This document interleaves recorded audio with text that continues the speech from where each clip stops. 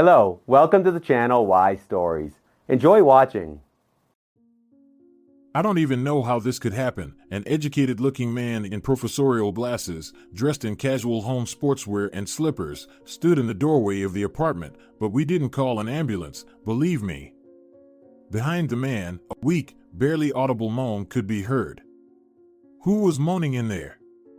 Nuri, the paramedic who had arrived with the ambulance, tried to peer inside the apartment over the man's shoulder. I clearly heard someone moaning just now. Senorita, I already told you, we didn't call any ambulance. Right now, just leave here. The man standing in the doorway's voice trembled with barely suppressed anger. The moan repeated, but louder this time. And now it was clearly audible. A woman was moaning. Refusing to listen to the man's objections any longer, resolutely pushing him aside, Nuri stepped into the apartment, and behind her came the rest of the ambulance crew, Senor Sotillo, a middle-aged doctor, and Valerio, a young, lanky male nurse. Peering into the room where the groan had come from, Nuri saw a woman lying face down on the couch. Her face, hidden under a thick mass of disheveled light hair, was turned towards the wall, and her hand, in an attempt to get up, clung desperately to the back of the couch. Without hesitation, Nuri rushed to the groaning woman. Turning the woman's face toward her, Nuri saw the vacant look in her light gray eyes, which seemed to be oblivious to everything around, wandering along the walls and ceiling of the room. The apartment owner jumped to Nuri and pushed her back. "What do you think you're doing?" "I'll complain." The man was ready to attack the paramedic with his fists. "Come on, get out of here right now." "Care to explain what's going on here?" Nuri said. Over her 2 years of working in the ambulance service, she had seen it all. The intellectual's inexplicable anger couldn't scare her. She had seen worse, alcoholics with axes losing their minds, or desperate mothers almost drowning their 2-year-old babies in icy water. "Answer me, or we'll call the police." "Everything is fine with us," the man suddenly, unexpectedly calming down, changed his tone. "This is my wife, Lucia. You see, well, how should I put it, she's not quite herself." As he spoke, the intellectual persistently pushed Nuri toward the door. "Thank you for coming." "Well, excuse us." Perhaps, Lucia, while I was distracted in the kitchen, called an ambulance herself. You can see for yourself what's wrong with her. Senor Sotillo and Valerio were already standing on the stairs and hadn't said a word the whole time. With a reproachful look at them, Nuri followed suit. "But what's actually wrong with your wife?" she asked, turning to the man, and then she closed the door behind them in a hurry. "What happened?" "Well, you see, Lucia lost her child not so long ago. This led to a psychosis, and she's on tranquilizers. Well, you can see for yourself. So, goodbye and farewell." Finally, the intellectual managed to slam the door behind the ambulance crew. The doctor and the male nurse were already descending the stairs, and Nuri, pausing for a moment, followed suit. "You're always looking for trouble, Nuria," Senor Sotillo said, getting into the car. "Let's go. We've already wasted enough time for no reason, and we have another call, if you remember." "Palacio, start the engine," the doctor ordered the driver. The car started moving and left the yard onto the street. "You're not very compassionate, are you? Clearly, someone is in trouble, and you don't seem to care," Nuri grumbled as she settled into her seat in the car. "Chatterboxes should be quiet. I don't see any subordination here." "Keep talking, and I'll have more to say to you," Senor Sotillo joked roughly. "Focus on your job and don't take on extra. That lady probably needs psychiatric help. They'll handle it without us." That's how everyone thinks. And then we wonder why everyone just passes by when someone is unwell's priorities, huh? "Rio, why are you so quiet? Are you on the same page?" Medical assistant Valerio just shrugged in response, as if he couldn't do anything about it. The ambulance, with its sirens on, merged into the flow of traffic. The day went by in the usual routine: emergency calls, climbing the staircases of apartment buildings, the jolting ride in the ambulance rushing to help yet another person in distress, providing assistance to the injured and those in need. Everything was as usual and as always. Nuri breathed a sigh of relief when she realized that there was only one shift left and she would finally have a few much-awaited days off. It was the evening of her last working day.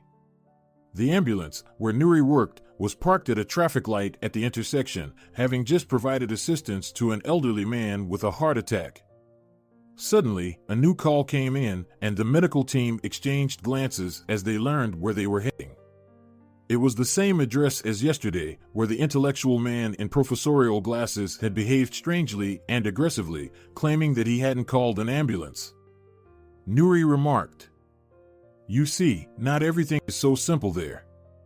I knew right away that the professor wasn't telling the whole truth.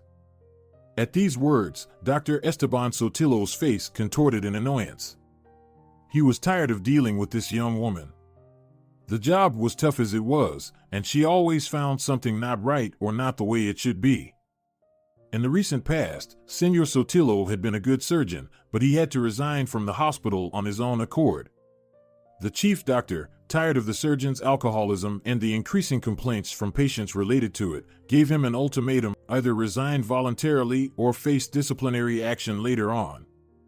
If a doctor was performing surgery while barely able to stand on his feet due to yesterday's drinking, and if his hand was trembling as he held the scalpel during the most critical moments, it didn't take much to imagine the potential disasters. The doctor chose to leave voluntarily and now served in the emergency medical service. Such a job left no room for drinking, and he hoped that this lifestyle would eventually help him overcome his alcohol cravings. However, as soon as the weekends or days off began, Senor Sotillo was immediately drawn into a binge. Now, as he finished his last hours of the shift, he was completely absorbed in thoughts of the upcoming free days, desperately craving a drink, and his head throbbed from the stressful work. And here was this paramedic with her moralizing. From the front seat, the driver Palacio spoke up. "Esteban, we'll have to respond to that call again, especially since there are no other calls right now. We're only 2 blocks away from the address." "Technically, we are obligated to respond to all calls," Nuri chimed in. "Well, then you can go there yourself," the doctor responded immediately. "Personally, I've climbed enough staircases today, and I'd prefer to wait for you in the car downstairs," he added with a sly smile, feeling the urge for a drink intensify. Nuri sighed. Everyone was aware of Senor Sotillo's situation, and lecturing an adult and older person made no sense. The traffic light turned green, and the ambulance started moving. A minute later, the vehicle was already coming closer to the familiar driveway. Twilight was setting in, and the courtyard was empty. Most people had returned from work. Warm lights from kitchen lampshades and fixtures illuminated many windows of the building. Nearby, there was the sound of casual rustling as a janitor, wielding his broom, tidied up the courtyard. A scruffy, unkempt dog wandered around freely, without a leash, alternately exploring the courtyard and circling the janitor. The ambulance stopped by the entrance. Nuri got out of the car and headed towards the door. "Don't take too long in there," the doctor called after her. "I'm sure they won't let you even past the doorstep." "Don't close the door, we'll wait in the car and get some fresh air," the doctor added, leaning back in his seat and closing his eyes. As Nuri reached the floor, she rang the doorbell for about 2 minutes, but no one answered the door. Inside, there was complete silence. She sighed, went back downstairs, and exited the building. "Oh, look who's here, our Mother Teresa," Senor Sotillo sarcastically remarked, half opening his eyes. "Well, I told you there's no point going there, but you never listen." Nuri stepped back inside and sat down in her seat, lost in thought. She didn't like yesterday's situation at all. It reminded her too much of her childhood. Her childhood, where at least once a week she witnessed the same scene. Her father, seemingly calm and positive, hardly drinking or smoking, regularly tormented her mother, without shying away from physical abuse. None of the neighbors suspected what was happening in their family. Her mother, embarrassed in front of people, never raised her voice or cried out loud when her husband, in his words, initiated the educational process. Nuri couldn't understand why her mother needed to be educated in the first place. When she asked her father about it once, she received an even more cryptic response. "Your mother is a very, very bad woman," her father whispered ominously. He leaned over his daughter and looked at her from above with cold, strange eyes. Nuri felt at that moment that it wasn't her father at all. "But you, my little girl, you're not like her, are you?" Her father's voice became even more menacing. Nuri was very scared and ran away, hiding in the corner behind the refrigerator in the kitchen. She grew up, trying not to get involved in her parents' relationship anymore. But one day, her mother died suddenly under strange circumstances. She was found hanging in the corridor.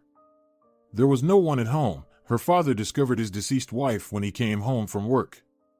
However, the investigation into her death revealed some inconsistencies in her husband's story. After some time, evidence emerged suggesting that he was the one who had committed the crime. Nevertheless, her father was not convicted. A psychiatric examination concluded that he was mentally ill. At the moment, he was living in a psychiatric hospital, and Nuri blamed herself for turning a blind eye to what was happening at home.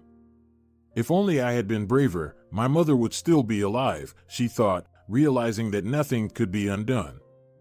The behavior of the intellectual man in glasses vividly reminded her of her own childhood, the same appearance, positive facade, sudden bursts of rage, and mood swings. Nuri knew what this could signify. "Well, are we finally going, our champion of justice?" the doctor said, reaching for the door to close it. "Palacio, why are we waiting? Who are we waiting for?" "Palacio, wait, something's not right here," Nuri said to the driver who was about to start the engine. "Maybe we should report yesterday's incident to the police?" "Nuria, enough already." "What will you tell them?" Senor Sotillo pulled the door. Suddenly, there was a loud bark nearby. The dog that had been wandering in the courtyard next to the janitors suddenly leaped to the open doors of the ambulance and, in a furry, unkempt bundle, entered the vehicle. The doctor, taken by surprise, fell back onto the seat. Nuri froze in shock, overwhelmed by the loud barking and the sudden intrusion of the dog. "Where did you come from?" Senor Sotillo grabbed the dog by the collar and tried to pull it out. The dog, baring its teeth, growled menacingly in response. "Senor Sotillo, wait," Nuri quickly spoke up. Hidden in the gray, unkempt fur around the dog's neck was a crumpled piece of paper sticking out from under the collar. Nuri pulled it out and unfolded it. "What are these scribbles?" She thought in surprise, trying to examine the message. "What's there?" Medic Rio pushed aside his phone and looked at the paper. "Help, woman trouble, husband bad, woman cry all time," Rio read. "What kind of nonsense is this?" He chuckled. Nuri raised her eyes. The janitor was standing next to the car. "Senor, please take your dog away immediately. It's dirty and unkempt, and this is a medical vehicle, after all," the doctor told the janitor. The janitor silently took the dog by the collar and led it outside while still standing by the car doors. "Did you write this note?" Nuri asked the janitor. He was a swarthy, middle-aged man of Asian descent. Holding a broom under his arm and using his other hand to restrain the dog by the collar, he made several hand gestures near his face. Nuri understood. The janitor was a deaf mute. As part of her work, she had occasionally encountered people who couldn't speak, so she understood sign language. Seeing that the girl had started communicating with him using signs, the janitor became more animated and began responding to Nuri. "Oh, come on," the doctor grumbled impatiently. "Come on, Palacio, let's go," he patted the driver on the shoulder. The car's engine started. Nuri continued communicating with the janitor through sign language. He made a few more gestures and then nodded, stepping aside while holding the broom. The ambulance pulled out onto the street. Nuri asked, "Aren't you even a bit concerned about what I found out? We should go to the police." "What, that bespectacled professor guy with a blue beard, you mean?" Medic Rio grinned. "The vigilant guardian of cleanliness informed you that this intellectual fried up his crazy wife and ate her with mustard, no doubt." "You're underestimating this," Nuri replied and explained what she had learned from the janitor. According to him, the woman's husband was a monster. He never allowed her to go anywhere alone. But a while ago, she slipped and fell on the wet grass after rain, and the janitor saw that her legs were covered in huge bruises underneath her raised skirt. The woman managed to ask the janitor for help when a couple of days ago her husband, during an argument on the street over a parking space in the area, got distracted. While they were arguing loudly, the woman quickly approached the janitor, who was cleaning the yard at that moment, and handed him a note. The janitor could barely read that she was in danger. She had once tried to call the police, but her husband, realizing her plans, threatened to kill her. So, the woman decided to take a different approach. She secretly called for an ambulance and left a note asking the janitor to inform the ambulance crew about her situation if her husband didn't let the medical professionals into the apartment. When the ambulance arrived at the call yesterday, unfortunately, the janitor had stepped away at that moment. After the ambulance had left, the janitor saw the distressed woman at the window waving her hand. When the janitor approached, he noticed a note thrown out of the window by the woman. In the note, she informed that she would call for an ambulance again tomorrow and asked him to try to convey to the medical professionals that she needed help urgently. Moments later, her husband rushed out of the entrance, yelling something, and ran toward the janitor. He must have noticed that his wife had thrown the note out of the window and demanded it back.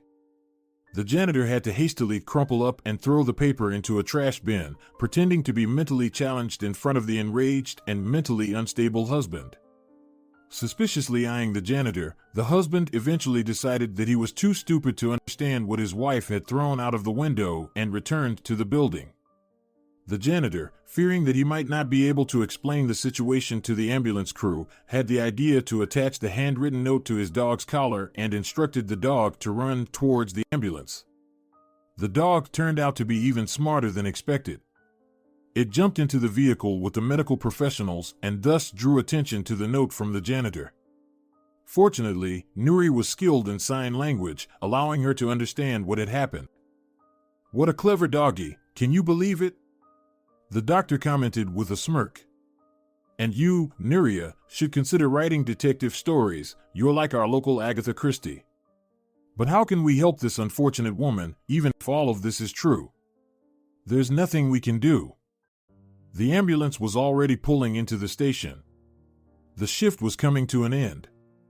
The tired medical professionals bid farewell to each other, passing on the work to the next shift, and went home for the weekend. Nuri spent the entire first free day catching up on sleep. The 24 hours of rest had done her body good. She pondered how she could help the woman who had ended up in a difficult situation, the wife of that professor, as she referred to the strange man in glasses who had refused to let the ambulance into the apartment. Nuri suddenly realized who she could ask for advice.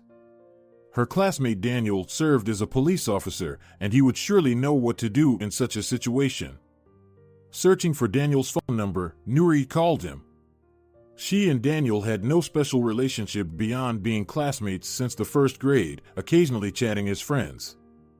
Nuri had suspicions that Daniel had feelings for her, but that was as far as it went. Beyond her hunches, they had no deeper connection.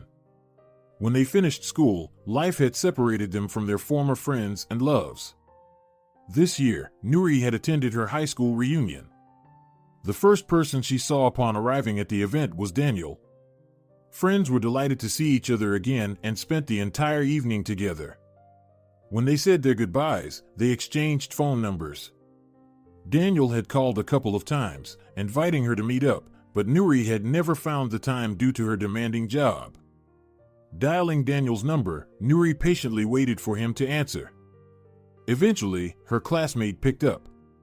Nuri suggested meeting up and explained that she wanted to consult with him.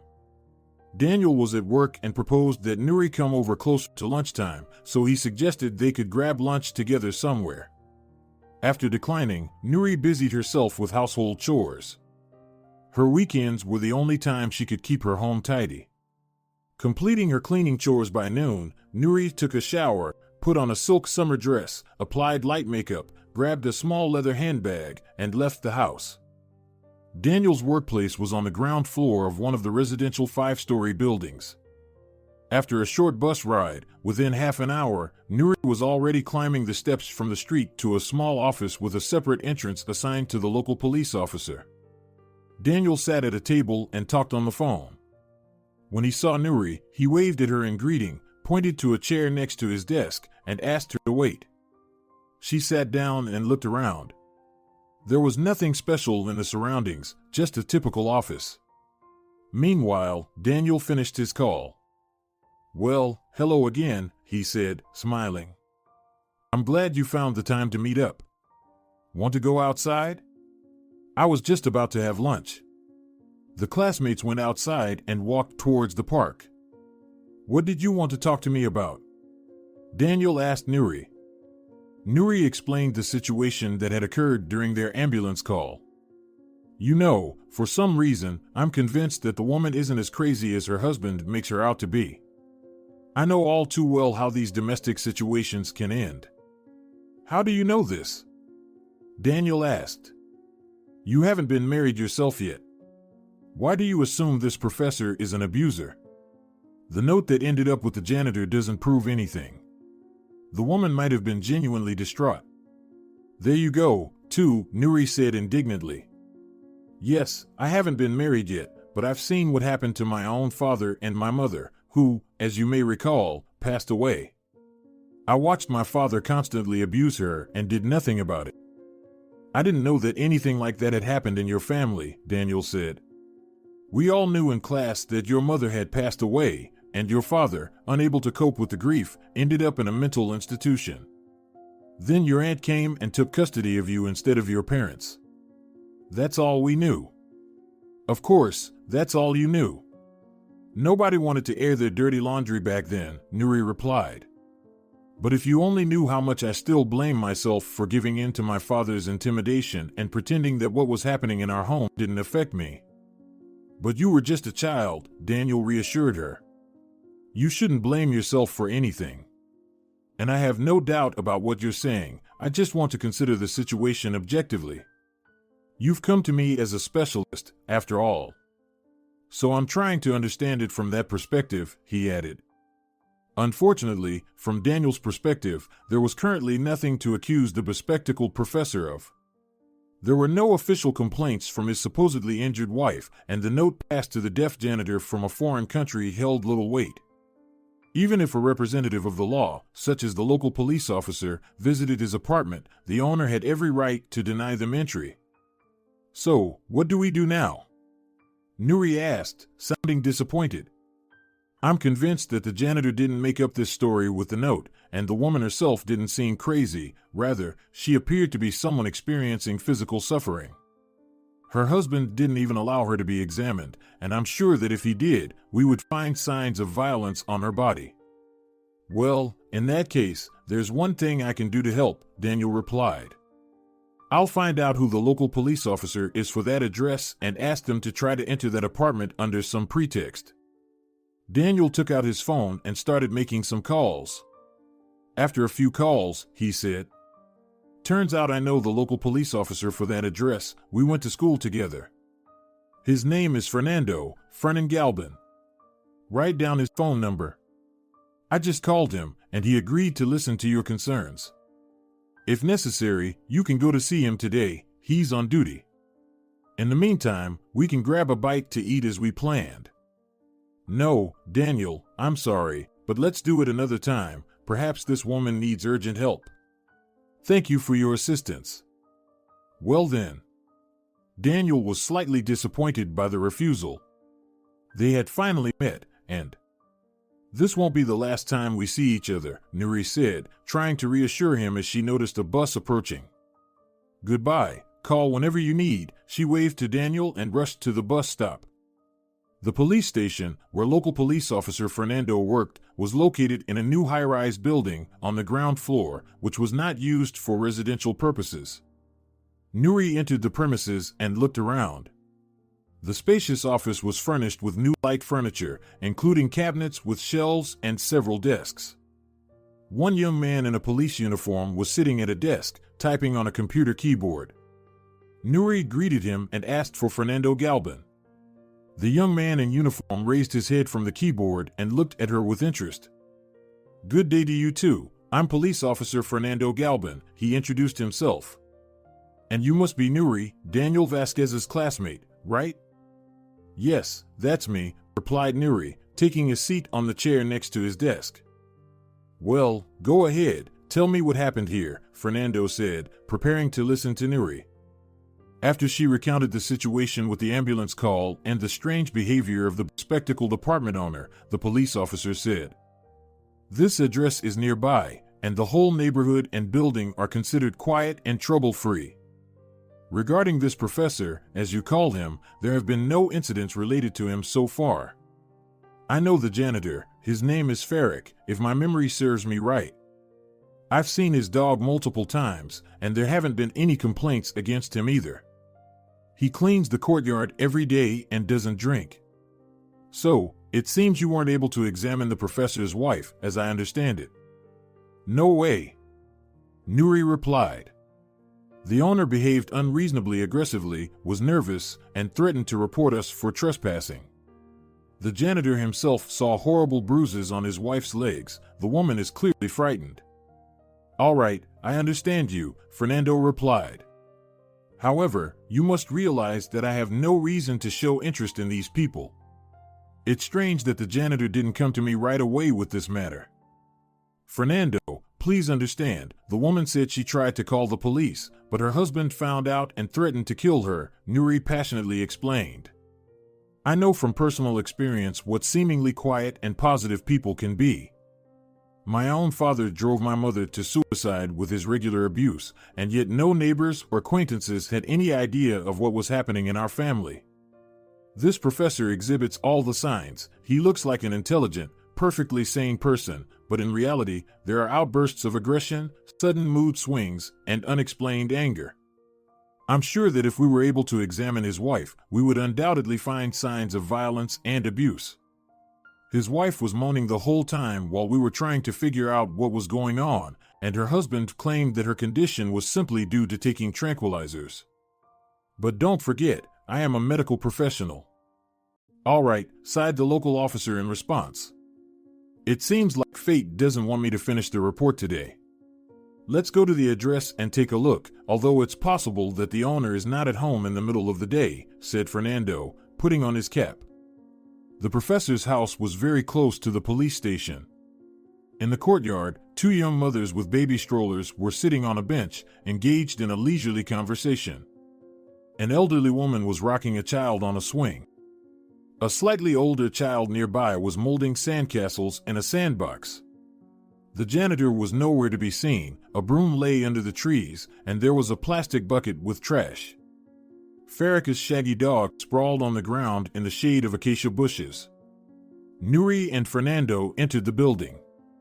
After reaching the floor, the local officer listened carefully. A faint sound of a TV working quietly could be heard in the apartment. The local officer, holding his tablet under his arm, pressed the doorbell button. Suddenly, silence fell inside the apartment. Fernando rang the doorbell again. As if in response to this, muffled female crying came from behind the closed door. "Senora Salada, open up, it's the police. I can hear that you are at home. What do you want?" "I didn't call the police," an irritated male voice suddenly came from behind the closed door. "Go away."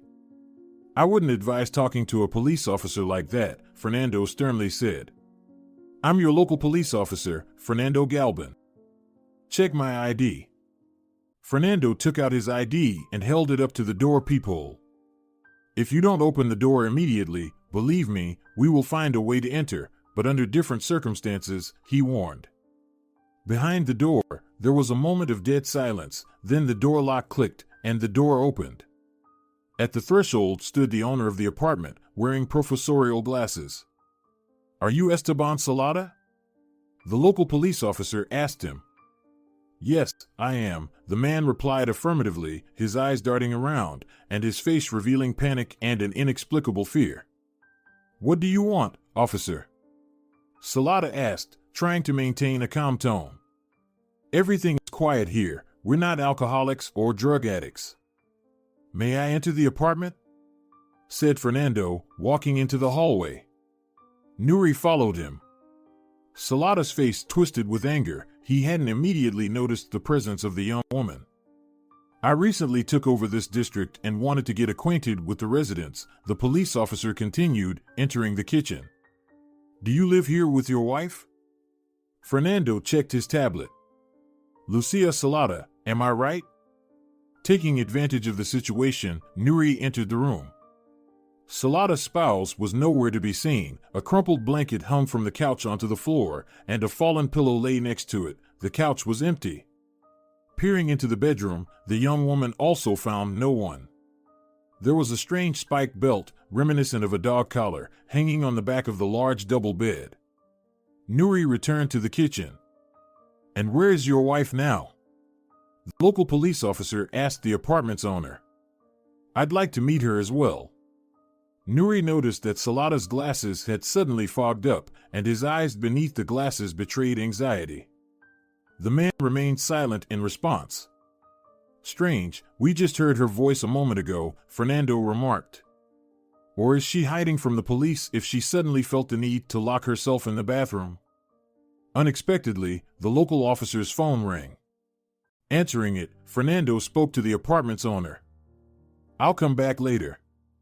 I'm being called in for work. Then I'll stay here for now, Nuri declared. We can also check on your wife. If you recall, I'm a medic, and it's clear that Lucia needed medical attention. You have no right, Salada replied with unexpected aggression. How do you assume that Lucia needs help? If she was crying, so what? Women cry for any reason, as you well know. I protest. Get out of here. Nuri, he's right, Fernando said. We have to leave now.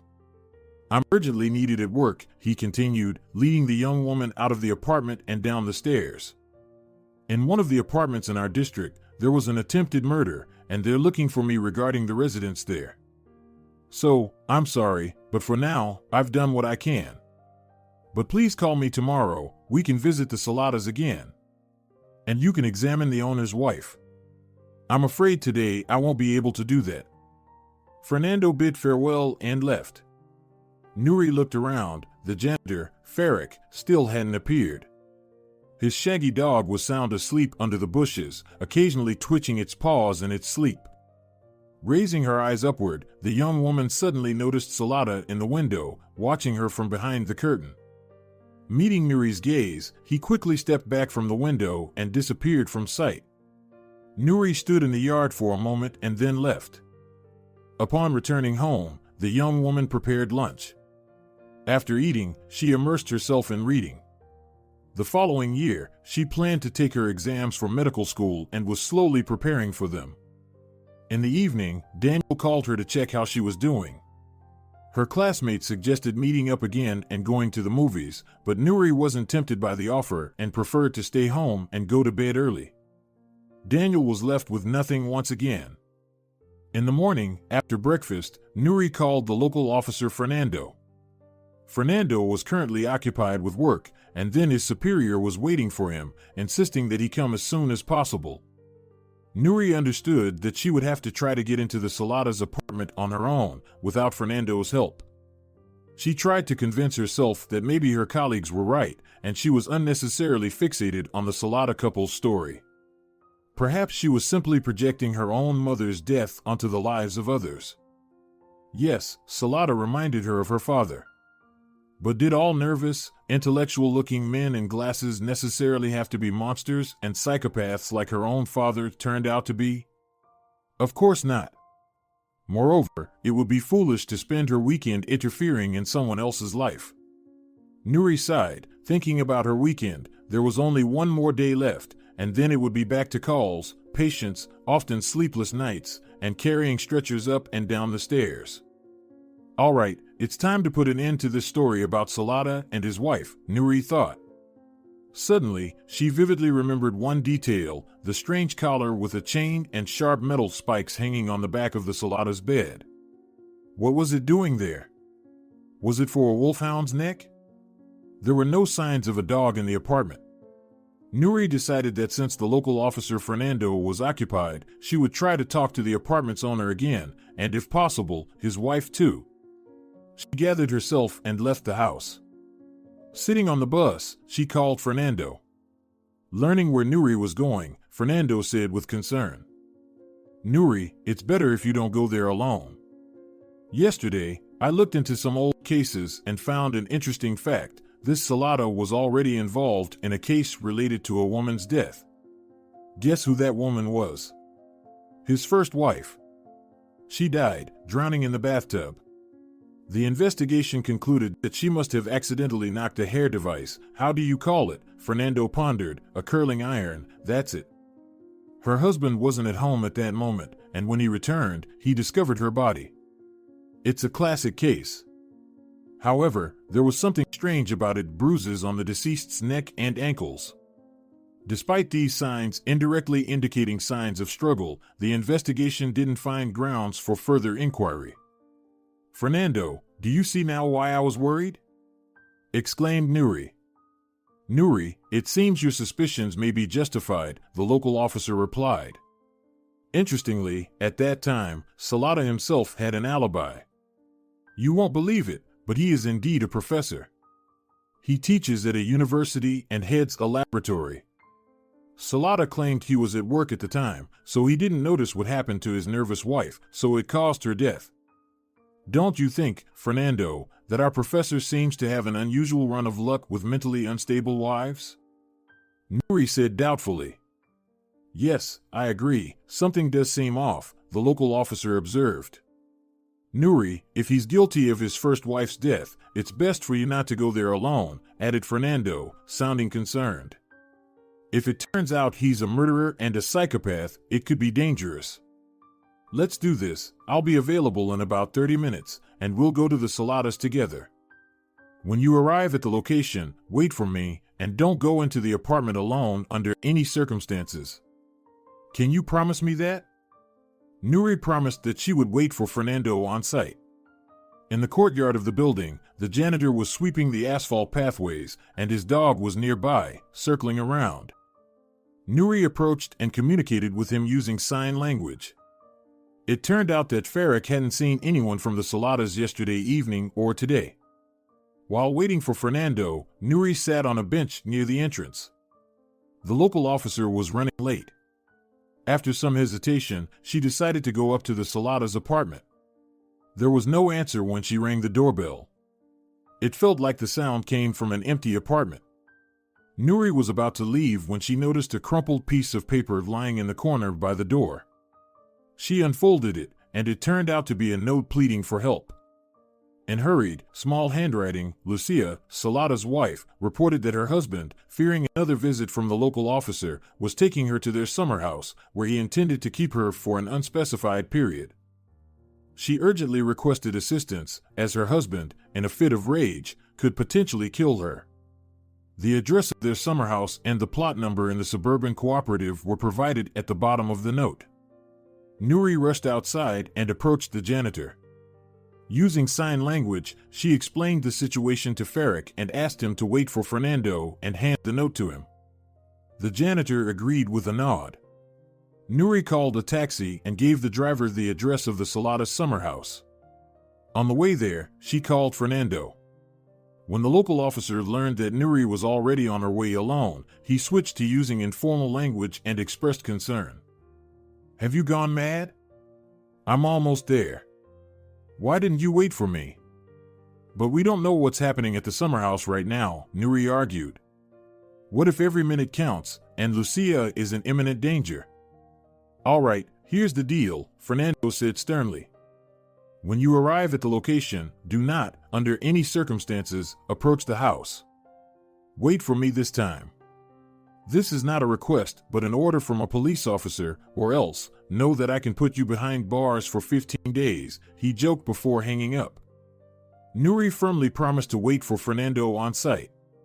After a bit of confusion along the country roads, the taxi dropped Nuri off in front of the correct house. She looked around. Due to a mesh metal fence, there was no sound, and the country house itself didn't appear to be inhabited. There was a lock on the door handle, and the curtains in the windows were tightly closed. The neighboring plots also seemed vacant. In compliance with her promise to Fernando, Nuri stopped by the gate, waiting for his arrival. Suddenly, someone tapped her shoulder softly, and right above her ear, she heard a voice. "Here comes our brave little altruistic bird." Nuri turned around sharply. Behind her, with a sinister smile, stood Salada. "I had no doubt that you'd rush here, our rescuer." In the next moment, Nuri felt a sharp blow, and her consciousness faded. When she woke up, she realized she was in some kind of room with a cement floor, and nearby, she heard a faint groan. Turning her head, she saw Lucia Salada, who was standing in the opposite corner. The spiked collar from the Salada's bedroom was wrapped around her waist, secured to a metal ring in the wall, preventing the woman from sitting or falling. Lucia's hands were pierced with spikes from top to bottom, causing them to bleed with every movement, and her face and neck were covered in black and blue bruises. Nuri jumped to her feet and rushed to Lucia. At that moment, the door to the room opened, and Salada entered. "Well, all the little birds have gathered," he said contentedly. "This will be fun." "You're a psychopath," Nuri exclaimed. "Your wife needs urgent medical help. Get any medications you have and bring them quickly." "Well, you, be quiet.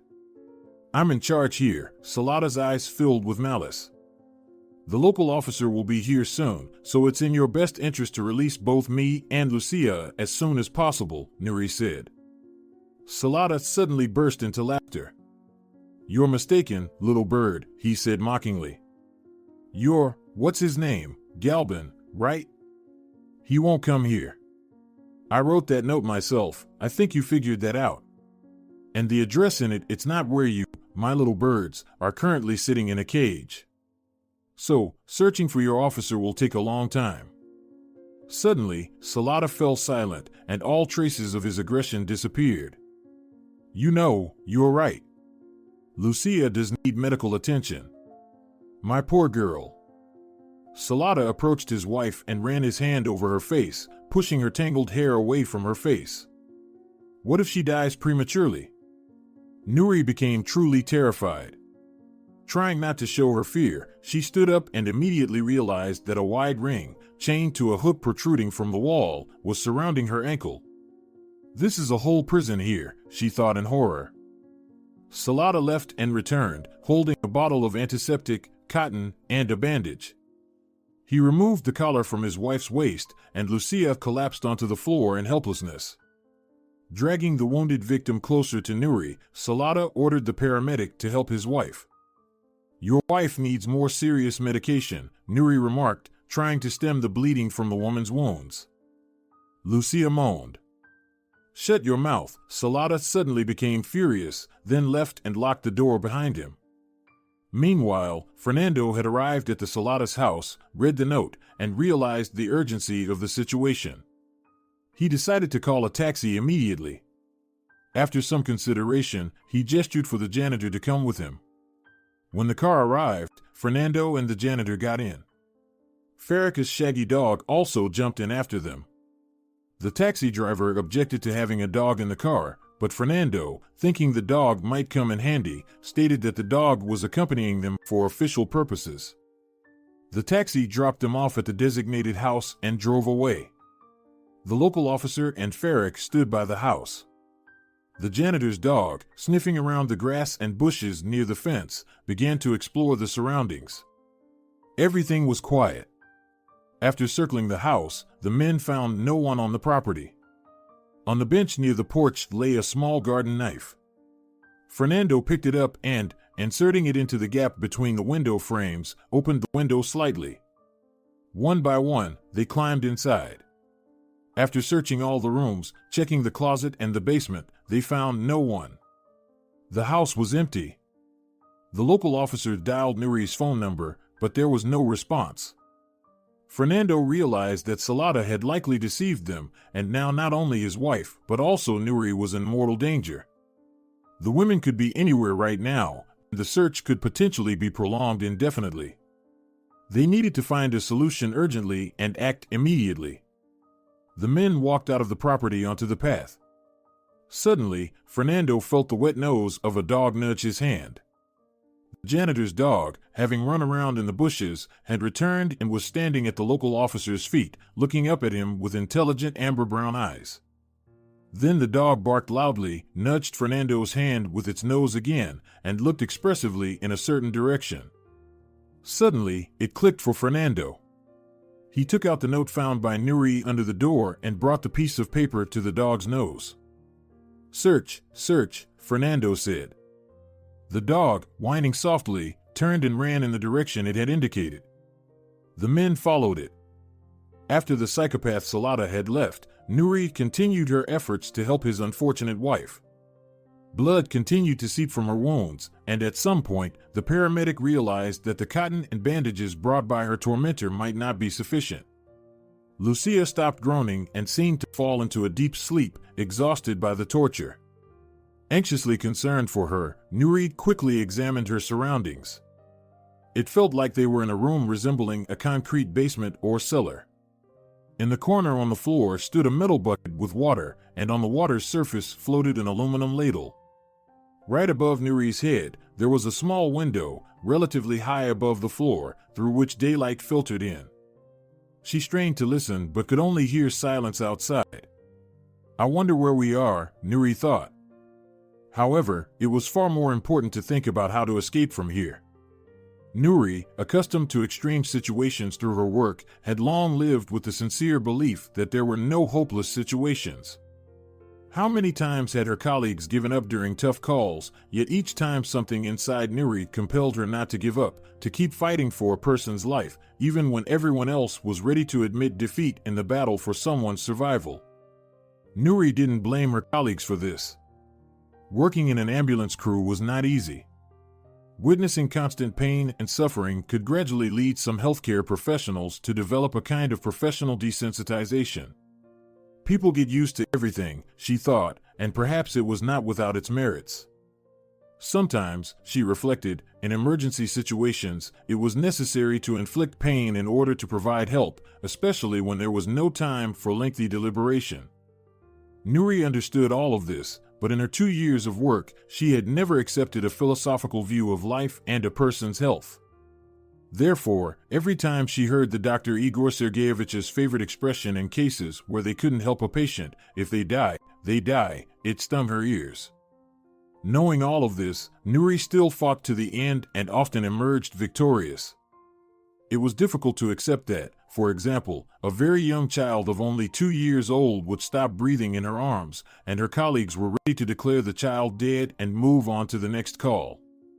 Remarkably, in the skilled hands of paramedic Nuri Baptista, even those who were thought to have no chance of survival sometimes came back to life, even to the amazement of their loved ones. Despite being locked in a room with a psychopath who was completely unhinged and with a wounded woman in her arms, Nuri couldn't help but feel fear initially. However, her habit of quickly regaining her composure kicked in this time as well, and surprisingly, the fear faded away. Lucia was sound asleep on the floor, and the bleeding from her wounds had stopped. Nuri got up and looked up. The window was about a meter above her head.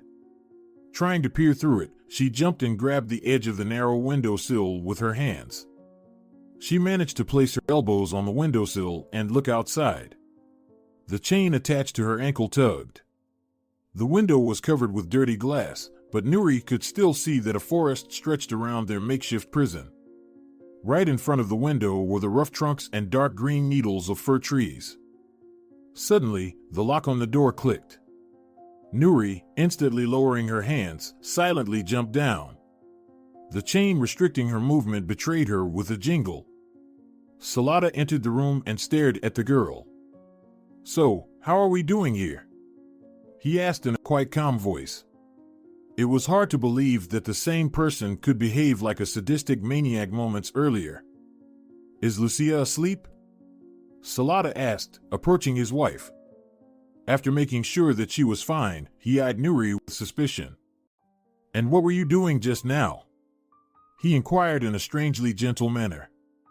Nuri remained silent in response, fearing to provoke a sudden outburst of aggression from Salada. All right, Salada said. Sit tight for now, ladies, think about your lives, contemplate.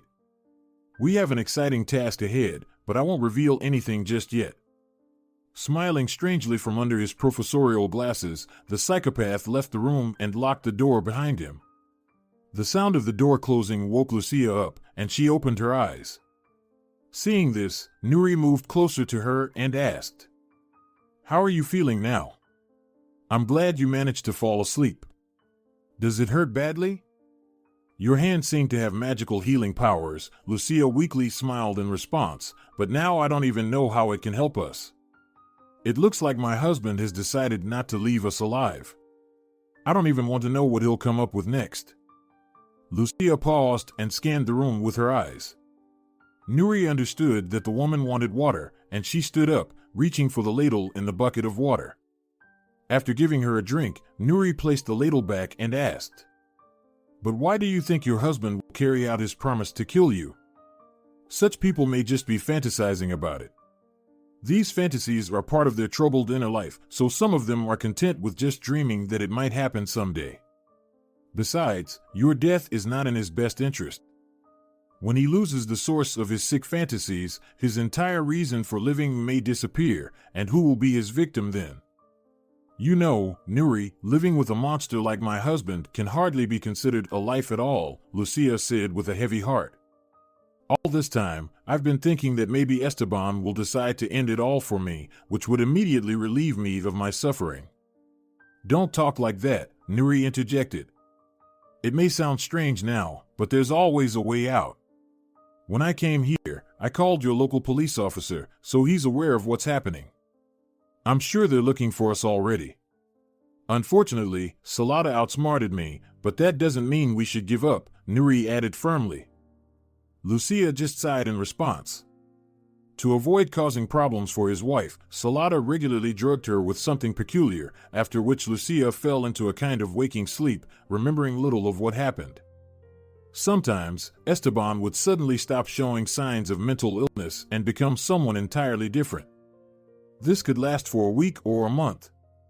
At those moments, Lucia thought that things might change, but deep down, she knew her husband was mentally ill and needed medical help. One day, during one of those lucid intervals, Lucia had dared to talk to Salada about it, instantly regretting her decision. When she mentioned the word doctor, her husband flew into a terrible rage. "Remember," he said directly to Lucia's face, "I don't need a doctor. I've told you before, I'm not crazy, but you," her husband pointed his finger at her chest. "From now on, you'll be constantly drinking something for me." Salada, after hitting Lucia in the face, knocked her to the ground and, pinning her down with his knee, retrieved a small vial from a bedside table. Roughly prying her mouth open, he poured something in. Lucia coughed, but her husband made sure she swallowed everything that had been poured into her throat. "There you go," Salada said triumphantly, ensuring that she had swallowed it all. "Now you'll think less." Lucia never knew what her husband kept drugging her with. Afterward, she would enter a borderline state that made it difficult to move. Her thoughts were muddled, and it was impossible to concentrate on any of them. "How long have you been married to Salada?" Nuri asked. "The first time you mentioned that you recently lost a child. I understood that you don't have any children." "Only half a year," Lucia replied with a bitter smile. "As for children, that's hardly possible at all. He lied about me losing a child, and my pregnancy was also a product of his imagination. When we met, he immediately said he dreamed of a family and children. He was very attentive and caring, took good care of me, and overall gave the impression of a positive and intelligent person," Lucia continued. Nuri listened attentively as Lucia recounted how Esteban had completely won her over with his attentiveness. He showered her with flowers, took her out to restaurants, spared no expense on gifts and compliments. At that time, Lucia felt like she had entered paradise.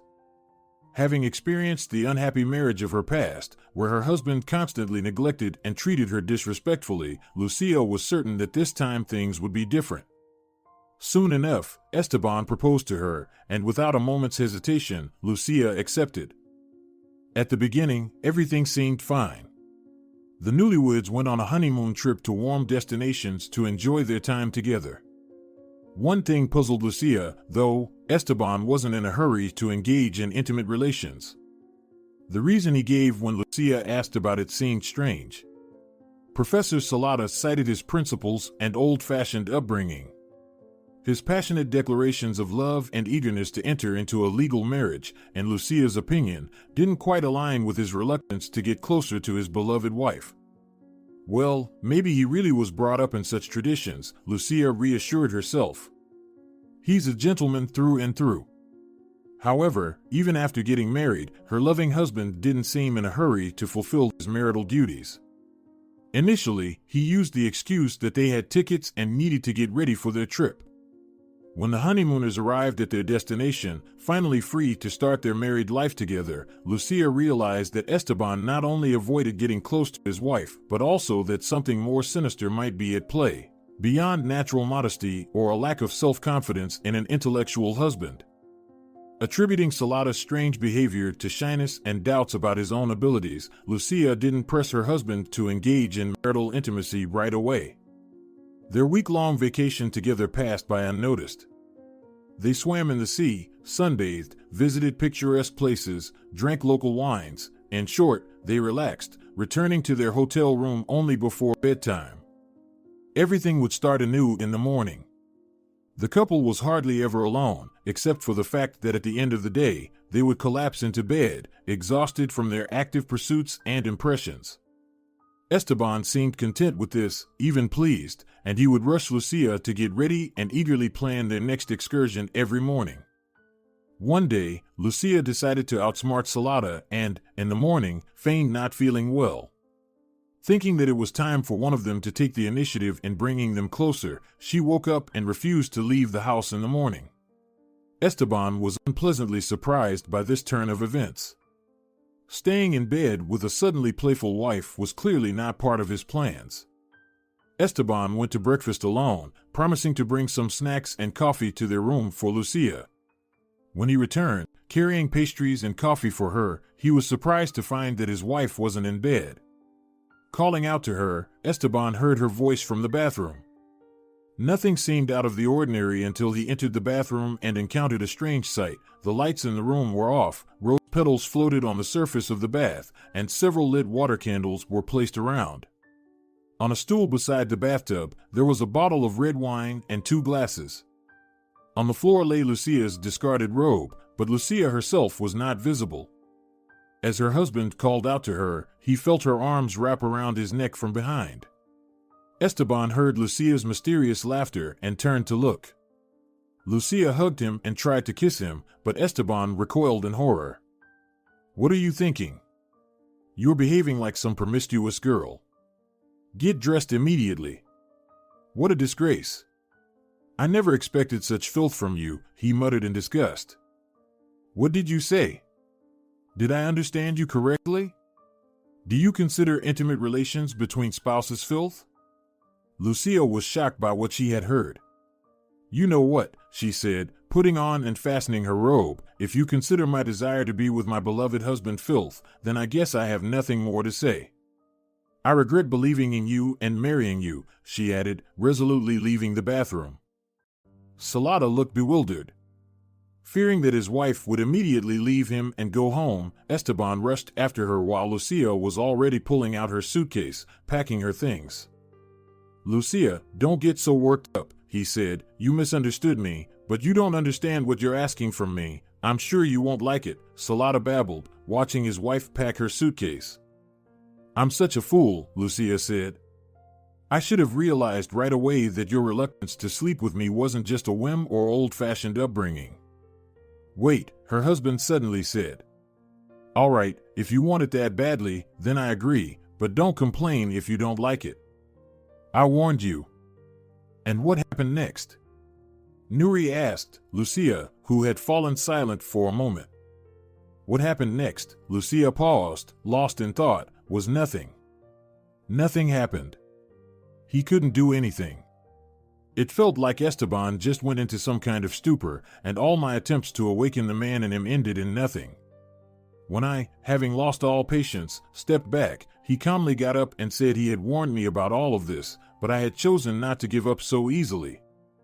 Salata didn't resist anymore when I repeatedly tried to improve our marital life. One day, I succeeded, but it would have been better if nothing had happened at all. So your husband lied when he said he was incapable of having full intimate relations with a woman? Nuri asked. Lucia sighed in response. After finally managing to provoke a male reaction in her husband in bed and even entering into intimate contact with him, Salata suddenly flew into a wild rage. His face contorted in a horrible spasm. He pushed his wife away, throwing her to the floor. Uttering dirty curses, Esteban struck the woman several times while she lay on the floor. Lucia lost consciousness.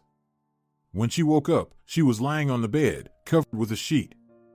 Salata, frightened, was busy nearby, pressing a wet towel to her face. I told you, he muttered. You shouldn't have done that, and now you have to blame yourself, he added, switching to a sinister whisper. You're just a psychopath, Lucia said in horror. You're insane. What did you say? Salata yelled.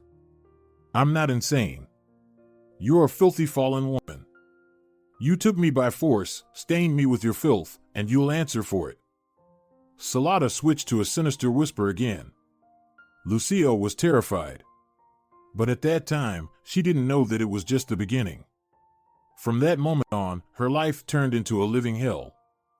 When Lucia decided to go home, Salata grabbed her by the throat and promised that he would simply destroy her and bury her somewhere, announcing to everyone that his wife had disappeared and no one would ever find her in a foreign country. Nobody dares to leave me. Got it? Salata hissed threateningly at his wife, preventing another attempt by Lucia to get away from him. Strangely, Esteban somehow concluded that his wife was pregnant. He alternated between showing unexpected care for her and yelling that he wouldn't allow any offspring conceived through deceit and filth to come into the world. It's unknown what was happening in his disturbed mind, but one day he started claiming that his wife was no longer pregnant and had recently lost a child. Now, this had become his constant delusional fantasy. A little later, another obsessive thought occupied his mind, a dream of killing Lucia. Almost every day, Salata openly expressed this desire to his wife, eagerly anticipating his future sadistic pleasure. That's when Lucia realized one thing: she had to escape. Unlike Nuri, she had no doubt that her husband wasn't just fantasizing about murder, but was planning it. However, Salata seemed to sense that his wife's patience was running out. The unexpected intervention of Nuri and the local police officer in their family life made him hurry up. Lucia, whom her husband regularly drugged with an unknown substance, was sometimes ready to give up, thinking that it might be better to die quickly. Listening to Lucia's story, Nuri thought that maybe her colleagues were wrong in thinking that she couldn't sit still without a reason and had to get involved in everything. After all, this time her intuition didn't let her down.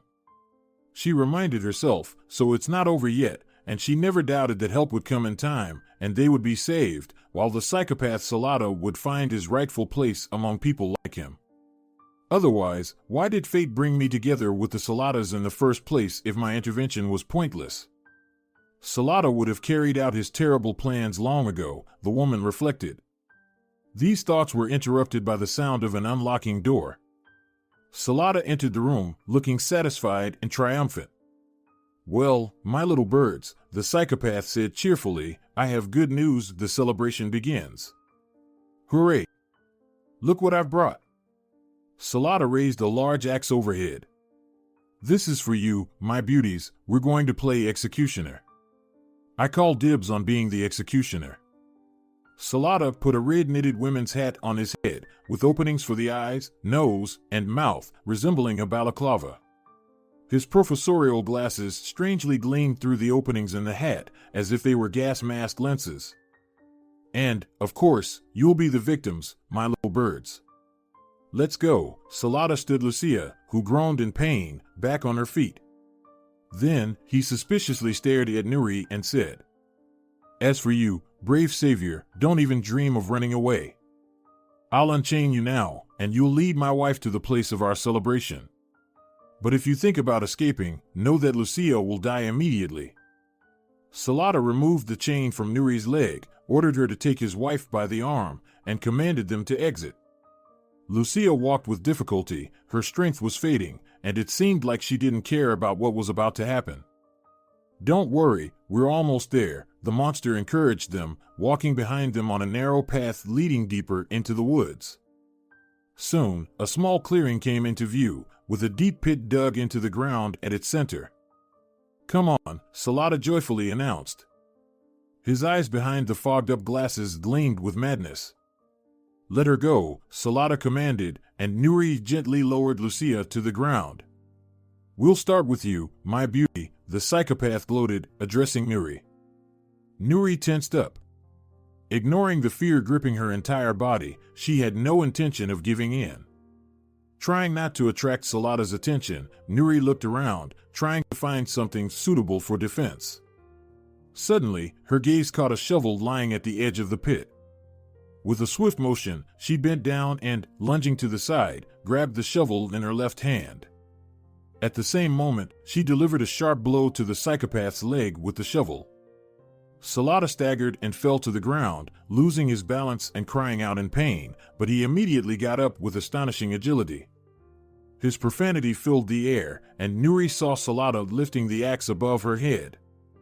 Fernando and the janitor Ferric were running after the dog that was racing ahead. The cottage area ended, and the dog suddenly stopped on a wide dirt road, sniffing the ground.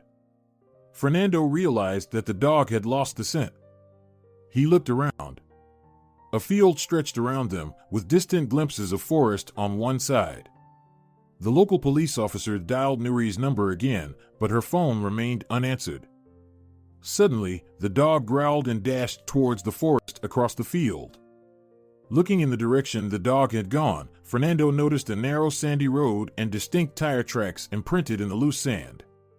Salata was likely in a car and turned there, thought Fernando as he sprinted after the dog. The janitor followed suit.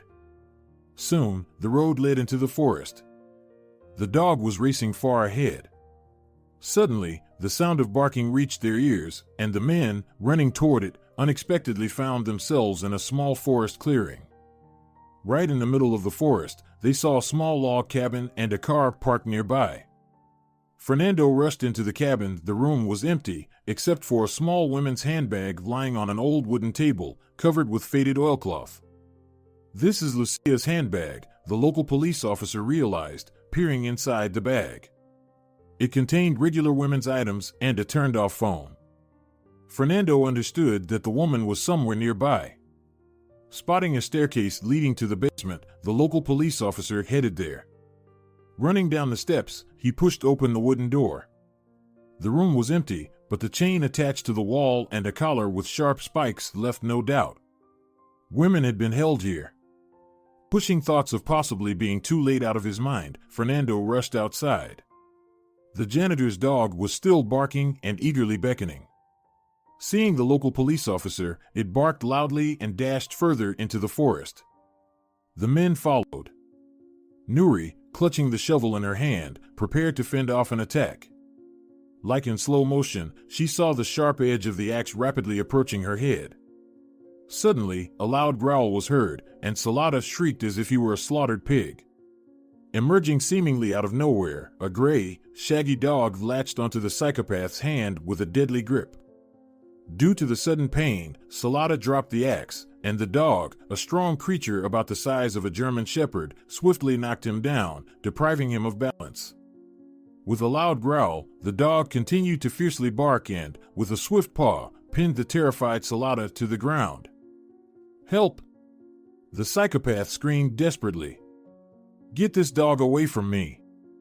I can't stand dogs. I'm terrified of them."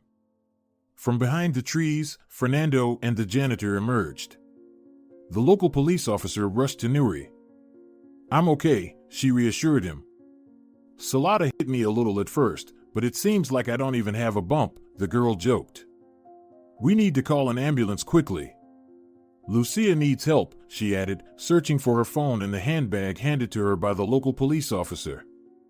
Fernando also made a phone call requesting a team to pick up Salada and take him to the police station. Suddenly, the psychopath clutched his chest and began to wheeze and gasp for breath. Nuri rushed to him and removed the knitted mask with openings covering his face. Placing her fingers on his neck, Nuri realized there was no pulse. It seemed that Salada had suffered a sudden heart attack. Without hesitation, the paramedic started to administer aid, attempting to restart his stopped heart, but it was all in vain. Salada was dead. Nuri, it's for the best for everyone, the approaching local police officer said.